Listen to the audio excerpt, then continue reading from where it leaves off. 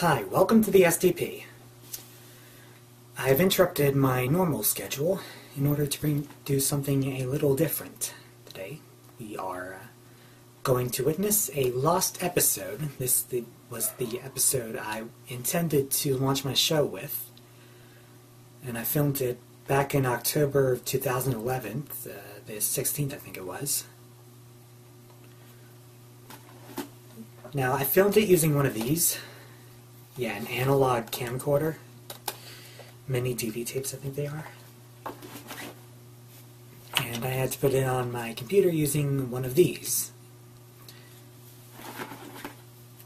I thought it would give me the kind of professional look I was looking for, but didn't exactly pan out. I got frustrated partway through editing.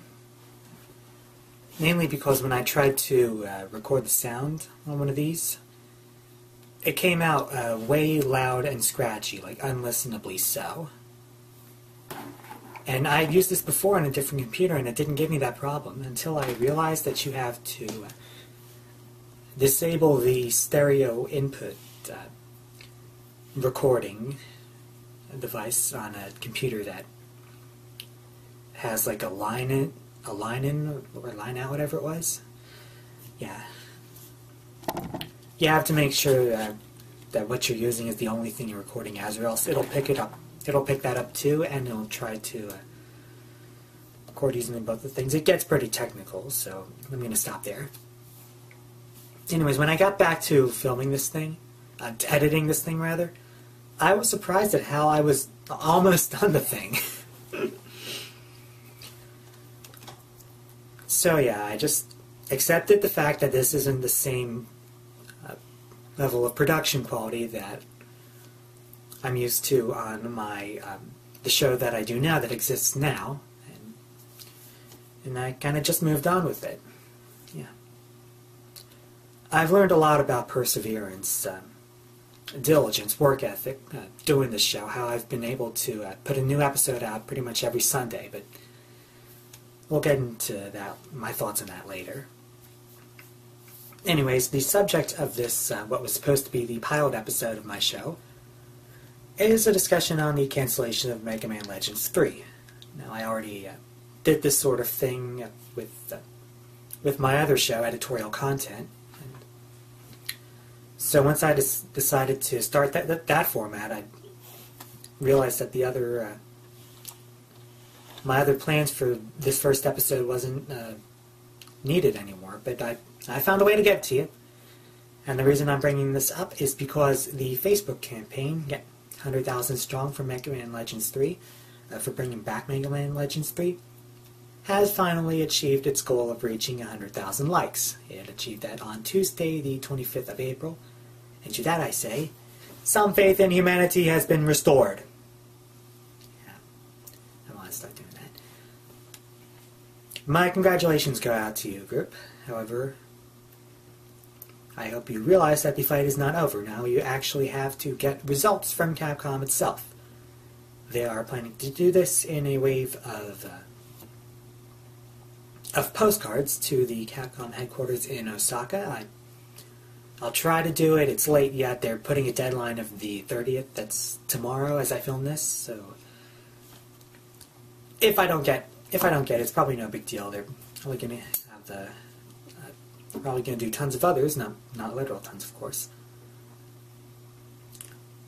But my thoughts and well wishes go out to you, 100,000 strong. I know this seems like a big task. I mean, nothing on this scale has ever been done in the history of video games, getting a canceled product back on the market. But hey, in a world where we can always bet on Duke, anything is possible. Yes, I know Duke Nukem Forever sucked, but that's not the point. My point is, enjoy the show. Hi, welcome to the SDP. You know what really grinds my gears? CanCon. It's short for Canadian content and is a law wherein radio and TV stations in Canada have to play a certain amount of Canadian-produced media. This goes against every bone in my body that cries out for freedom of speech. But I suppose the reason they do it is to preserve cultural identity in the face of globalization. but since I live in America, I should really just keep my big mouth shut.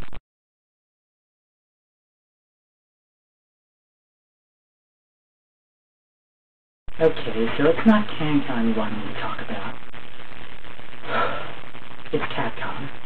On 18 July 2011, it was announced that Capcom was pulling the plug on development of Mega Man Legends 3 for the Nintendo 3DS, a game which had been in development for 9 months at the time. Now, I don't own a 3DS, and to be honest, I wasn't planning on getting Legends 3 on day one. Of course, I would have gotten to it at some point or another. I mean, I've played the first 2 games. This Christmas, I was interested in buying either a PlayStation 3 or a 3DS, and at this point I'm probably going to get the PS3. If only because it's the easiest and cheapest way to get Final Fantasy VII these days. But I disapprove of the game's cancellation more on principle. See, from its inception last year, Legends 3 was supposed to be this project where fans could have input on everything in the game. We watched as the fans submitted designs for their female co-lead, and let her keep the same name, Arrow, in North America and Japan. And a poll was even launched to let us choose from the possible designs of the hero character. And now that's all gone, and they were planning to put up a demo version on the 3DS store too. Guess what? That's gone too. Even now, reasons are unclear as to why the project was killed. Some believe it was the recent departure of Keiji Inafune, creator of Mega Man and a key member of Legends 3's development, from Capcom. Some believe the game was axed in favor of the likes of Ultimate Marvel vs. Capcom 3, which we'll get to in a moment. Now Capcom claims neither of these have anything to do with cancellation. Although, while it could very well be true, no one believes them. It doesn't help matters that they've been vague on these specifics. Among their official stances for their actions, the Twitter account from Capcom's European branch wrote on 20th July, "Unfortunately, so few fans took part in the creation of the game, they felt the project was not worthwhile." What? What part of fan input were you missing? Was there some dev room member target you wanted to have set? She sure as heck never told us about it. But what if it wasn't enough? What if we didn't contribute enough assets to the dev room? Again, couldn't we at least have some warning before you just go and pull the plug? Wrong! I tell you, this lack of transparency is killing me. So why was the game canceled? In a late-breaking interview, Keiji Inafune said he always wanted to make the game, even as he was leaving the company late last year. However, Capcom's execs never wanted to make the game, and once it got started, they were pressuring the dev team to shut down the project because it wasn't profitable. Long story short, cancellation was a result of a feud between Inafune and Capcom's board of directors. You monsters! You vicious, heartless monsters! Look what you've done to us! Those developers have worked their fingers to the bone to make this game what it is. And you come in with your petty, feeble quibbling and you grind it into the dirt! Because of this man! This fine, honorable man whose boots you are not worthy to kiss! It makes me mad!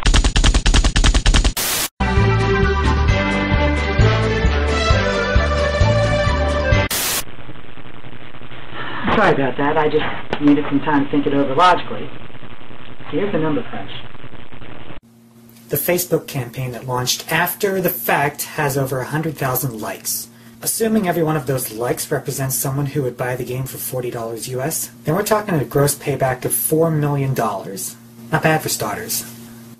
Coincidentally, at around the same time as Legends 3's cancellation, Capcom announced the upcoming release of Ultimate Marvel vs. Capcom 3, an updated re-release of a game they launched earlier this year. Now, a lot of hate has been directed at this game, not just by fans of Legends 3, but by fighting game fans who think the anemic content of this game is just throwing it in. Mostly, this game is a victim of poor timing, and while officially cancellation of Legends 3 was not related to the development of Ultimate MVC 3, a lot of fans choose to believe otherwise, and I can't blame them. So even if it's not the cause of Legends 3's death, UMVC 3 is still the wrong game at the wrong time. To make matters worse, apart from UMVC 3, they've just published another update to Street Fighter 4, port for Super SS4 for PC, and they're running trailers with crossovers Street Fighter X Tekken and Tekken X Street Fighter, which is 2 different games. So, the way I see it, your problem is enough fighting games! Guys, are you familiar with the concept of diversifying your portfolio? If you were to make only one kind of game and release them at the rate you're going at, Eventually, people will get confused from all the choices out there and not buy anything at all. It's like the video game Crash of '83 in Microcosm. Yeah, I just broke you. Come to think of it, it's already happened. When you look at Activision and the music game genre, they put out so many titles for the Guitar Hero franchise, add that to their competitors, like Rock Band, and eventually the whole genre crashed and Activision canceled the Guitar Hero franchise. This coming from a company whose CEO wanted to sell games with expensive peripherals just for the sake of making more money. Truly, justice has been served. Long story short, Capcom, please don't do this to yourself. Expand your focus to include more genres and franchises. And to intentionally belabor the point, yes, bringing back Mega Man Legends 3 would be a good start. As for the fans, there are many support options available. The front getting the most exposure is the Facebook group, 100,000 strong, for bringing back Mega Man Legends 3.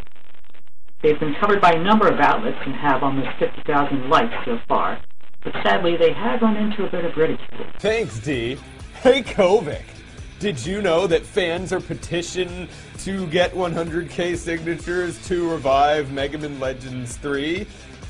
Because petitions always work and fans are due that. What the fuck was that face? They're just evolving.